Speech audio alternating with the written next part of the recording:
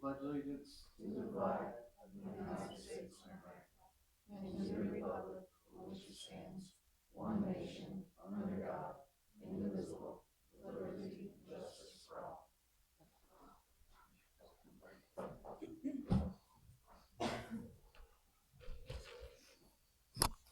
All right, everybody have a chance to look over the agenda?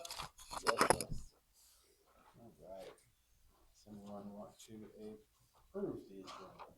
I'll make a motion to approve the agenda. I'll second that. Motion by Shelley, second by Bob, all in favor? It is 6-0. All right, and then we have our consent agenda. Does anyone have any questions on the consent agenda? Anything to go over?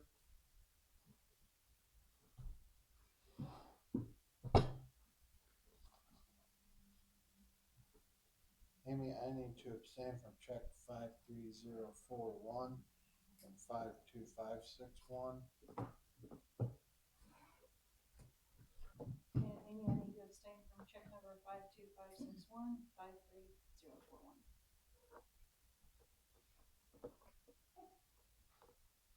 Anyone else have anything or any questions? I do like the new format of the bills. That seemed like you could get through them a lot better, and you knew. Yeah, to Lisa, I like it a lot better too.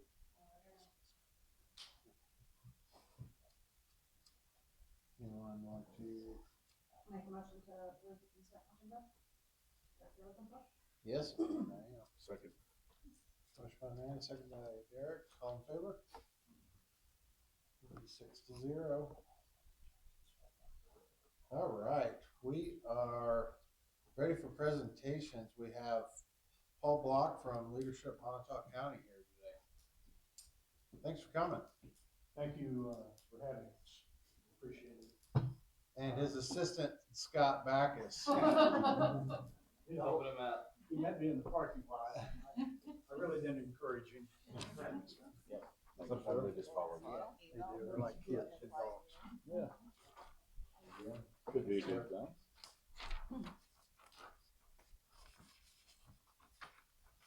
Fixing it.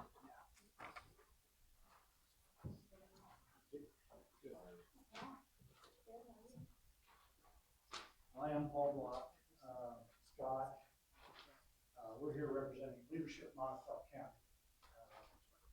I'm not going to read everything I handed out. We were organized in 2023 with a board of 15 people, members of the board from California and Tipton. We wanted to make it a county-wide organization, and our idea is to let people know what Montauk County has, what the opportunities are. We have a tendency in a county, in a rural county, to tell our students, particularly the best and the brightest, that there aren't any opportunities locally. You've got to head out to Kansas City, Springfield, St. Louis, and that's not true. A lot of opportunity exists. You mentioned Martin Energy, good paying jobs, and they're expanding, obviously. It's amazing what they're doing now. We want to make people aware of that, and also to develop leaders to go to the community organizations and the not-for-profits, public boards. They're always looking for people to serve. And a lot of our residents don't know that opportunity is available. So we've had 3 classes. Class 1, 2, we've had about 63 or 4 people go through 3 classes. And we're recruiting right now for class 4. Tipton R6 began to participate in class 3. Was it Dr. Gill? She was an enthusiastic supporter. We appreciated it. And we had Sarah Moon and Bridget Bester go through class 3. And your superintendent, Nathan, went through class 3. So we've had some illustrious people in the class.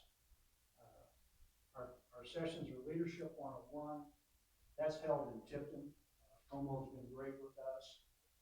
We go to the state capitol, we tour the capitol, we tour the Supreme Court, we hear from the justices. We come back to Tipton, we tour the Tipton Correctional Center.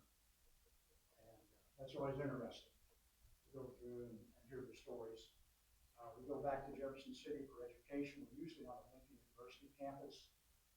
President Moon Choi from MU, President Mosley from Lincoln have spoken to us.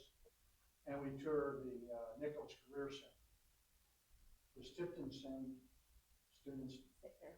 Oh, State Fair, okay. A lot of area schools send to Nichols at the Jefferson City Public School campus. And California is the largest sending school, so it's an important part of the community. Do you have any questions? Again, we appreciate that you're participating. Amy Edwards is signed up for class 4, and we would encourage R6 administrators, teachers, other educators to join us. It's open until September 1 for enrollment. And our website is Leadership Montauk County. Thank you all. Thank you. I really do appreciate it. You bet, thanks.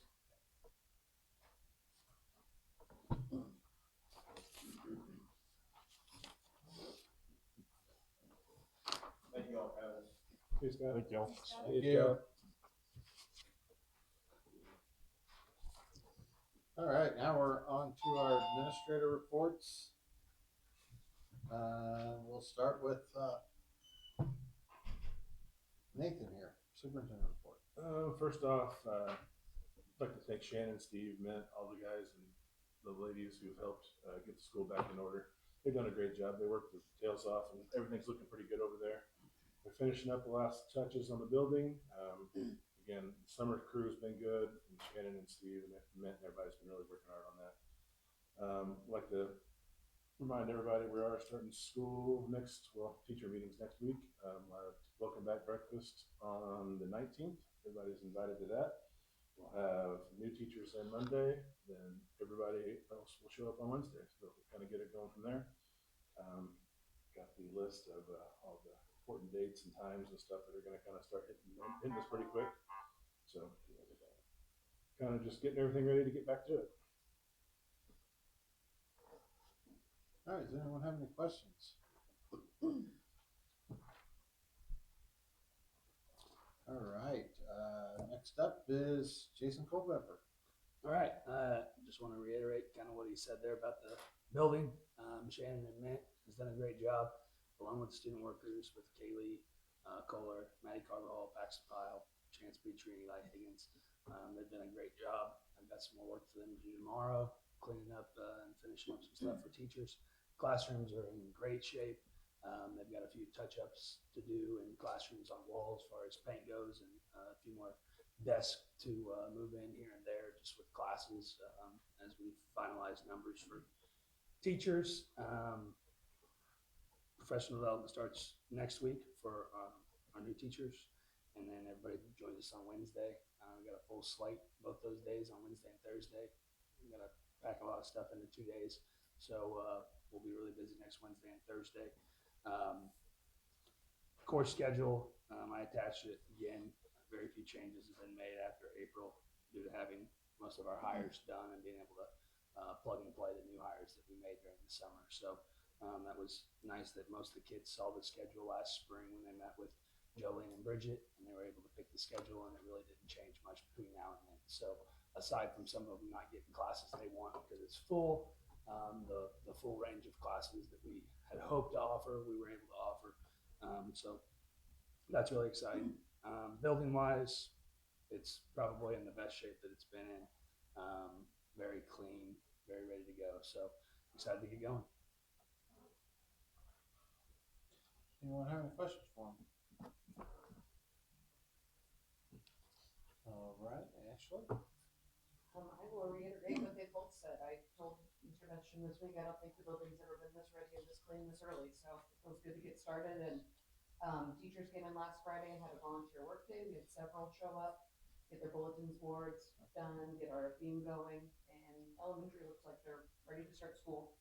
I have a list of our new personnel there. I also had some, just the overview of the summer professional development that went on. And then I linked our professional development for this upcoming school year. We are ready for preschool. Mrs. Harvey had her room going today, and we have 19 with our final enrollment.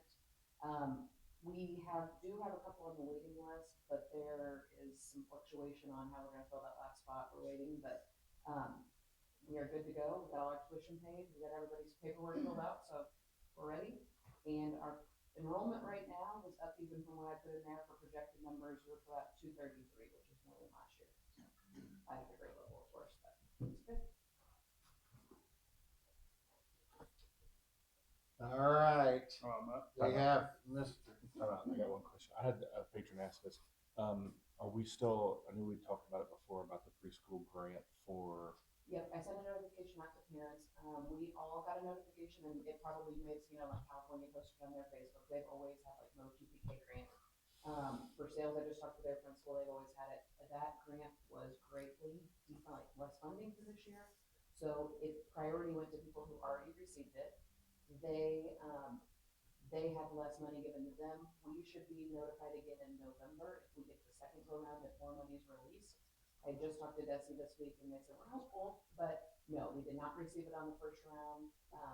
So tuition payments will go as planned. I asked them, I said, so what happens if we do end up getting like, we applied for 11 spots because the rest were funded in other sources, and we talked about that sliding scale. Yep. And if we do that, so what would happen? And she said you would go ahead and claim your 11 spots. The parents who have paid tuition would all be pre-funded at that point for anything they've been paid. So we are going into resume like we are presumed that we're going to go ahead and pay this tuition, but there's a chance that they could be refunded if in November that pops up and we get that funding. Okay. Thank you. I just had a couple ask, and they were just like, I was like, let me ask. Yeah. I notified them in July whenever we have that out. Okay. Thank you. All right, I'd like to welcome our new activities director. Man with two first names, Last names. two last names, however you want to call it. It's been quite the issue with emails and stuff from other ADs and phone calls, but Misha, yeah, everybody. Monday kicked off our high school fall sports, as you guys know. Our summer participation was actually really good. Since I've been here, I don't know that all of our high school sports have used all 20 contact days. I think they all did this year, which is it's a testament to the dedication of our coaches. Not you, not yet. We didn't use them all. Those practice times you see are just kind of for this week before, and maybe a little bit of next before kids come back to school. So far, every kid that's been participating has a physical, which is great. Everybody's eligible as of right now. And then junior high kicks off the 17th. And then we did have 2 schedule updates. Volleyball, we took that from Labor Day, moved it to 8:31. And then we dropped Lighthouse in football and replaced them with East Newton. They came open because Central and Springfield canceled their varsity football season. Scheduling a Class 3 public school helps us out tremendously in our district seating. So Lighthouse was cool with it, so we went ahead and And that'll be a home game. we'll be home. 2-year contract, home and away.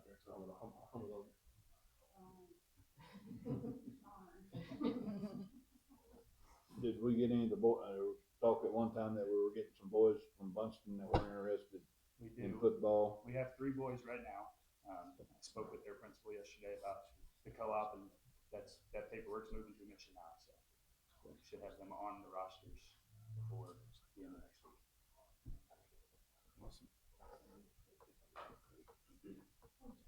Any other questions? All right, next up will be special services. I can talk to you about that. So I have the number 102. That's where we ended the summer going into August. Of course, that number has changed with people transferring in and out of the building. I've gone through several trainings this summer with CETA, which is Special Education Directors Academy. I went to Mopals and then Healy Barnes, which is some training also. And I've been working with these lovely ladies and Nathan. I'm transitioning all of our therapy log, SBAC, anything that you can take federal funding. I have gone to and get a lot of webinars, the trainings, and going going to a lot of learning offices right now. So I'm still learning. So if you have any questions about that, still new into it, so I'm willing to learn. Any other questions you have? I mean, I did break it down in percentages of number of students we have per grade level, by building, and then by disability. So you guys can kind of see where our numbers are. So. Appreciate it. Any questions?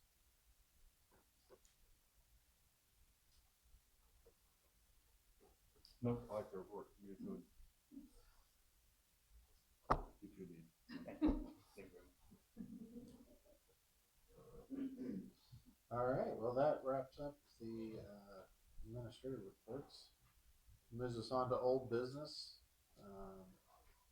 Going over the facilities plan. Nathan, is that something you want to present? Yeah, I've sent it out to you so you can kind of start to review that. This is something we talked about at several of our meetings and kind of behind the scenes and everything else. I'm going to present this to the public on open house night at 5 o'clock. We're going to have a meeting in the school cafeteria to review our CSIP and then kind of start touching base on our facilities plan.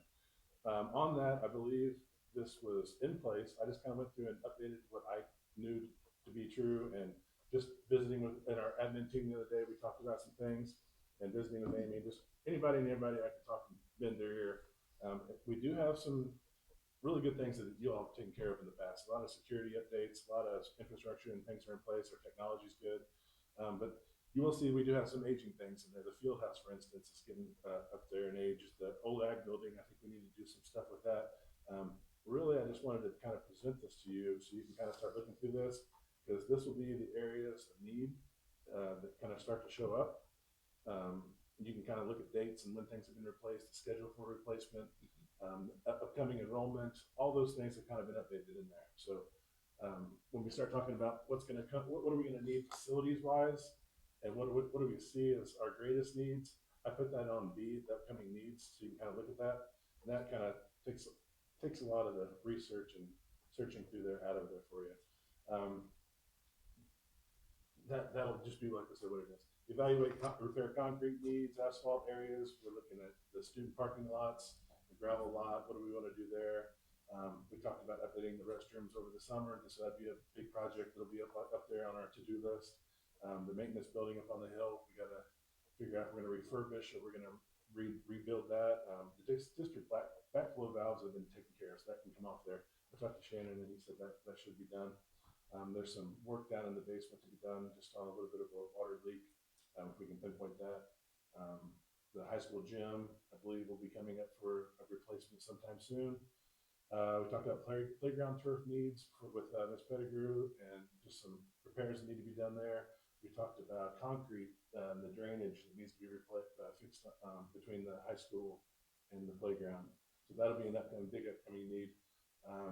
We also talked about adding ADA compliance and getting our sidewalk kind of figured out on the west side of the building. So it makes easier access and designated parking spots for handicap for games and things like that, so people can get up. It's not, you wouldn't think that little lip would be a big deal, but it is a big deal if you're wheelchair bound, or if you're even in your walker in the dark and everything else. So, those will all be upcoming needs. Roof repairs, we talked about the elementary roof and the high school gym. Those two things will be big ticket items. So if we did have a bond issue, those sorts of things would probably go straight to the top. Field house again, concessions, bathrooms, all those things that are starting to get older, they'll have to be replaced. And so if you start to look at your facilities plan, this will be presented to the public along with our CSIP, and so they can have a say into what they think our community needs as well. So that would be kind of getting the ball rolling for any kind of possible bond issue and upcoming needs for the district. I did mention on there that we'll have like a possible multi-purpose space that our community does need. We have kids up here practicing at 6 o'clock in the morning and up here till the building's busy till 9 o'clock at night. So that'll be up there. I'm sure it'll be up for discussion. So all those things included in no business there would just be kind of getting the ball rolling on this future discussions we're going to have. I know somebody had mentioned to me, I think 2 different people during basketball last year, that gravel lot by the ag building, how there's no lighting out there, and if there's a pothole or whatever, so just maybe speak with is very dark around our buildings. Yeah, And you really notice it during basketball season, because it gets dark at 5. right. And there's always that worry of someone crossing and getting hit or something like that. And it's just a safe spot, like if, you know, you're picking up your kids from practice or something at night, we want it to be well lit. So I think whatever we do on that whole side there between the Knights Columbus Hall area and that, I mean, I know at one point in time there was talk about a covered area so people aren't waiting for the bus in the rain, you know, but just lights in general would help. The Circle Drive is still not even that well lit, to be honest with you. And that's what he was talking about, the gravel lot by the ag Yeah. building, how that wasn't very good, so. No, they're not. I mean, it's kind of the same way whenever you leave a football game. It's always just kind of dark, and you don't want it. I mean, you don't want an accident to happen. So I agree with you on that. It's a good point. Do you think? I think it would be good if we did just beginning of each quarter. So like January 1st, April 1st, July 1st, October 1st, our meetings to those, just to update the plans. We can see the progress. Because we do. Shannon does a lot of this, and we do a lot of smaller projects that people don't see. I think that would help show them to some of Scott's point earlier, kind of show them what we're doing continually for maintenance. So it's not like we're not doing stuff. Yeah, and I think that, again, we have to kind of tip our hat to Shannon. Every time I've sent them an email or went over there and asked them to do something, they jumped on it and ordered things like just the bathroom stuff that we talked about, replacing those dividers and just touch-up stuff. Little things, like you say, that may not seem like a lot, but whenever they're not done and all of a sudden they get done, it does make the building itself just look a lot nicer. So do we want to kind of touch base on a few of these and kind of get ideas rolling, or is this something we? I think I would like to wait until I talk to the public, and so we can kind of get there, so I can bring their ideas to you, then we can have a future discussion. It might even be better, instead of an actual board meeting, have like a work night, say, hey, these are our facilities night, the facilities needs, and then we can just sit down and say, hey, this is what our plan says, old needs to be replaced, this is what the public is seeing as well, so we can start forming this into like either a bond committee or a facilities type committee. So if we do move towards a bond issue, that a lot of these discussions are in place and we can start bringing people in from the public to sit in on these meetings as well. So, because like Scott said earlier, we see a lot of this stuff day to day, month to month, and we know what's getting done. But if we bring the public in and they can have their voice be heard, it's not a surprise whenever we go to them and ask for, hey, we got a big window of bond issue coming up. These are the things that we need done. They're not surprised by it. They're like, well, I didn't know that's a problem. So if we have these discussions ongoing, I think it'll help out everybody. I think it's a great idea, especially get a committee going if, some of the public to put their way in, if we all want their input and the best of knowledge we can get, and if they can get a chance to be on a meeting or a committee, we can't say, well, you didn't have the option to put in your input, or, we can try to take as much input in as we can and, take our patrons' thoughts and forward thinking, I guess, with us. At our admin meeting the other day, we talked about what we saw as needs and who would be on that, and just picking our ideas. Like we would all obviously sit and we help spearhead that. The board would play a huge role in that. Then we've talked with Amy and a lot of people in the community who'd be good.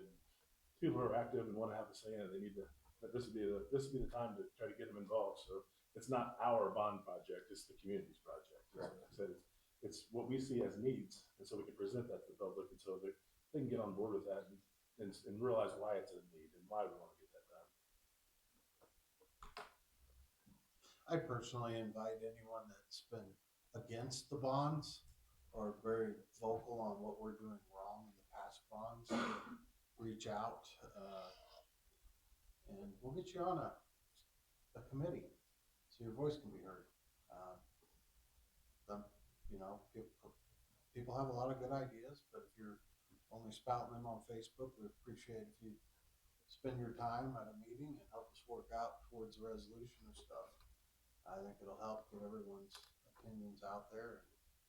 And, even if you don't have kids in the district anymore, I mean, you're a taxpayer, so your voice should be heard.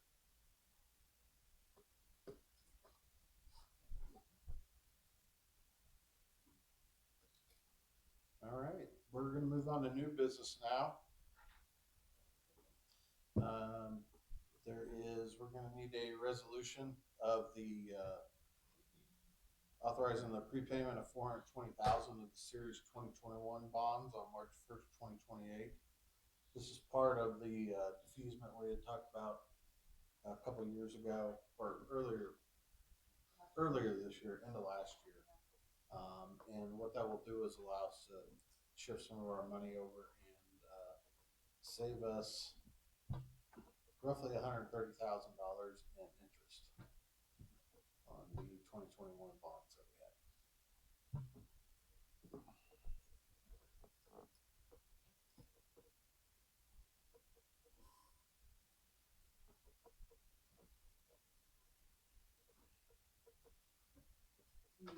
So we want someone to read that highlighted section.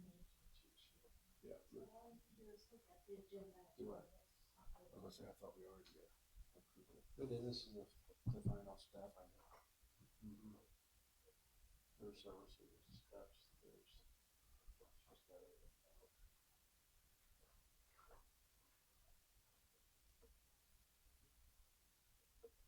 Does anyone have any questions, or anyone wanna make a motion or anything?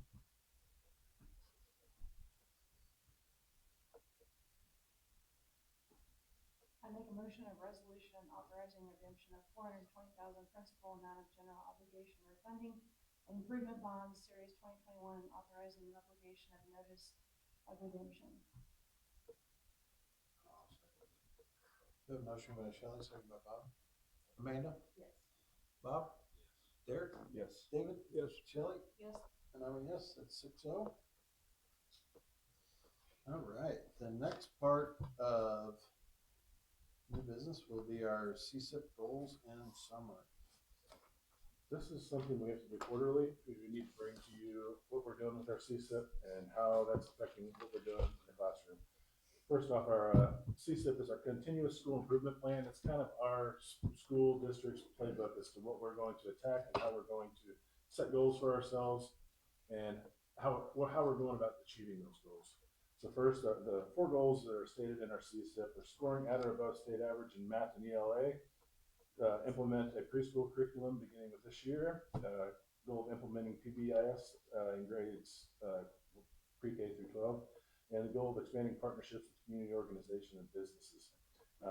Those goals are a real good snapshot of everything we need to attack as a school district. Overall, as far as how we're meeting those goals, the district has done a great job in trying to attack and meet those. And as far as scoring at or above the state average in math and ELA, let me get my piece of paper here. We can give you state scores on our MAP and EOCs, but that's a one-day snapshot of how kids are doing on those scores. So while we have achieved those goals in several areas, we haven't met them in all areas. So I recommend keeping that as a goal because it's how the state views us. And while we may not put all our eggs in one basket as to how we're testing on that one day, it is, like I said, how the state views us and gives us points to how we're doing. So that has to be something we're continually attacking. Now, when we do those state tests, even though it's a one-day snapshot of how we're doing, it also gives our administrators information as to how they evaluate our curriculum. And what I think is a better look at what kids are learning is a lot of those iReady scores, because that gives you a starting point in the growth and it lets you know how much that kid grew from step 1 to the end of the year. So while yes, we do put stock into the MAP scores and EOC scores, and we have to, I like to look at the iReady scores because I think it gives us a better look at growth. Just looking at some of our goals, I know we fell just a little bit short overall on the state average in math and just a few tenths of a percentage points away in ELA. So we're getting there and the kids are making good progress. It's just a matter of keeping at it and taking the information we get from those test scores and applying it back to our curriculum and then our daily lessons. So those are our CSIP goals, and that's kind of how we are measuring up, if that makes sense. As far as state averages and test scores, the pre-school curriculum and implementation, that's been taken care of. Ashley's done a great job of getting that in place. That'll be a boon for the community, and that'll get those kids even more prepared when they come into kindergarten. PBS has been in place, and both buildings have received awards for that. So that's going well. We talked about it at our admin meeting, possibly putting new goals in place, and that once some of these, as we start to achieve them, we can start to kind of roll those off and put new ones on. And then again, expanding partnerships with community and organizations. Having Paul here talking about leadership in Montauk County, that's a good way for us to get involved. Having these community meetings, having those building facility plans and nights when communities can come in and voice their opinion, and just any way we can interact with the community and get a feel for what's going on out there is how we're going to meet and achieve that. So if we want to start digging into the CSIP, there's a lot to it. So it's better to kind of attack one thing at a time, and we can kind of, if you have questions over the whole thing, we can talk about it. But anything that you all see in that CSIP or goals or summary page that I gave, do you have questions on that, or what we do and how we present that to the state? Because this all kind of ties into our accreditation and everything.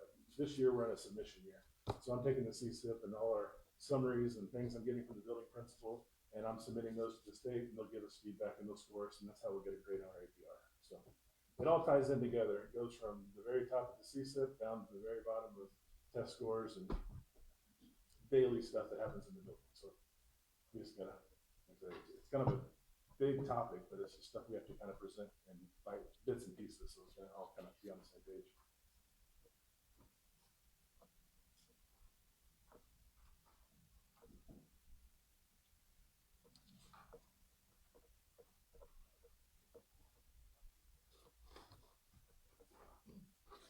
Anybody have any questions?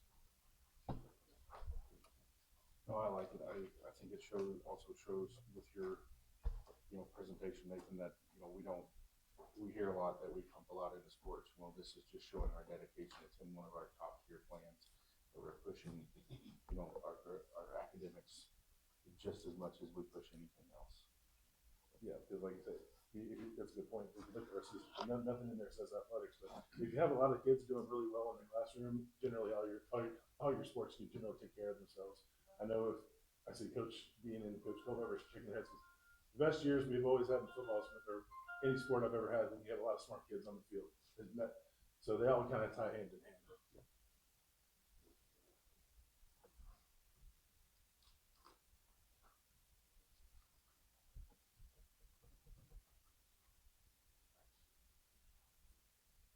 I'm gonna suggest that we have a work session on CSIP so we can build measurable outcomes for that. It makes it, would turn their board reports into reporting on where they're hitting the CSIP goals. It'd give them an easy structure to report on each month, or it doesn't have to be monthly, but we need to hit on the CSIP plan quarterly, like I said, and see where we're going, because the current published plan says 2023 to present, and I'd like to see some things. I'd also like to see where we fell short of this 3-year plan, and then what we're doing for remediation moving forward. If we've missed the mark anywhere, what can we do to help alleviate those things and get back on track, if you will.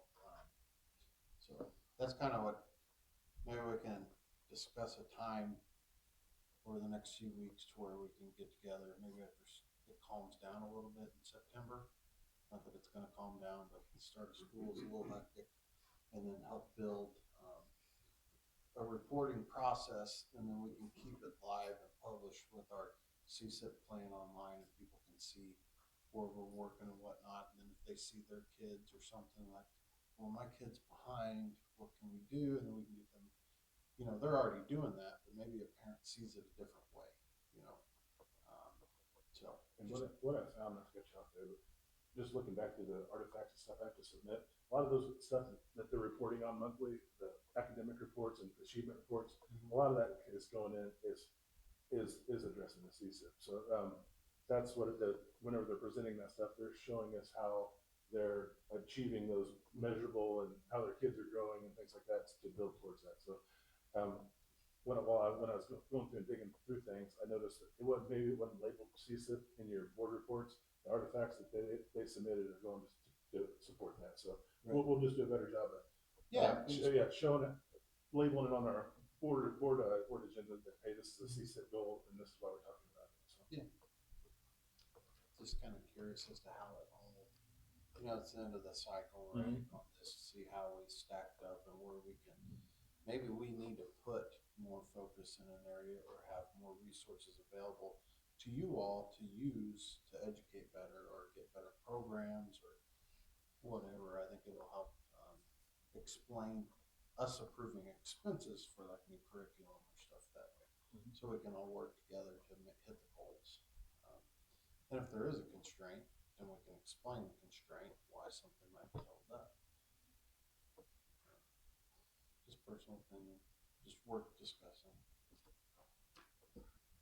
This isn't anything we need to approve. Right? Nope. I'll just give that to you for everybody's knowledge. Cool. On the same page.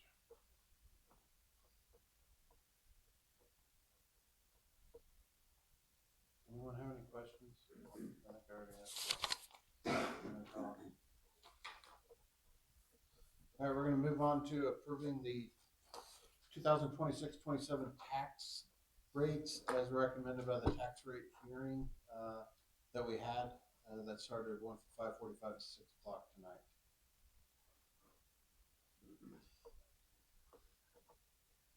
It'd get us to a total tax levy of $4.5561.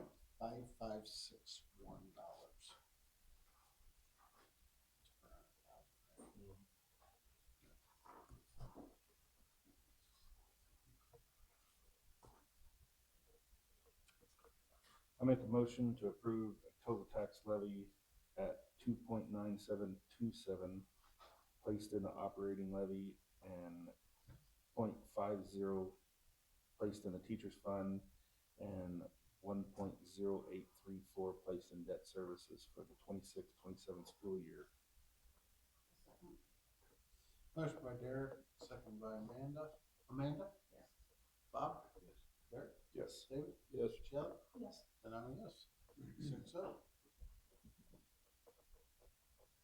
All right, our next thing is the 2026 Missouri State Plan for Special Education and Required Local Compliance Plan. This is basically your backbone and your Bible for special education. It plays out all the requirements, expectations, rules, law, everything you need to know with special education. This was written by the state.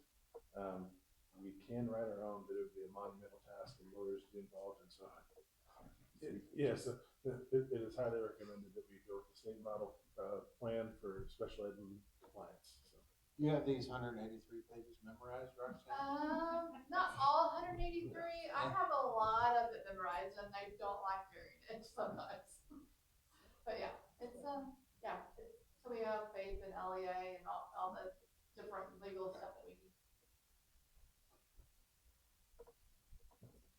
Yeah, it's very thorough.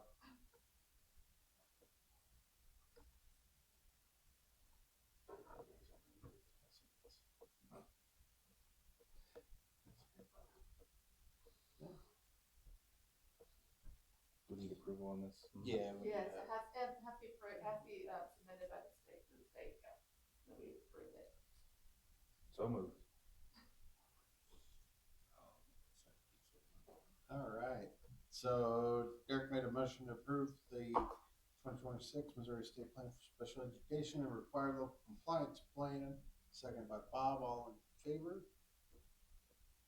All right, so that would be 6-0. And that moves us to executive session, and I make a motion to move us in executive session following 610.021 for 3 and 13. all right. Motion by To record that table with our people. I'll have Oh, we don't have anybody? Ashley, Not Ashley, Roxanne. she gets to go. okay. Those three. All right, Amanda? Yeah. Bob? Derek? Yes. David? Yes. Shelley? Yes. And I'm a yes, it's 6-0. Thank you all for your time and coming out. I'm just gonna start blanking.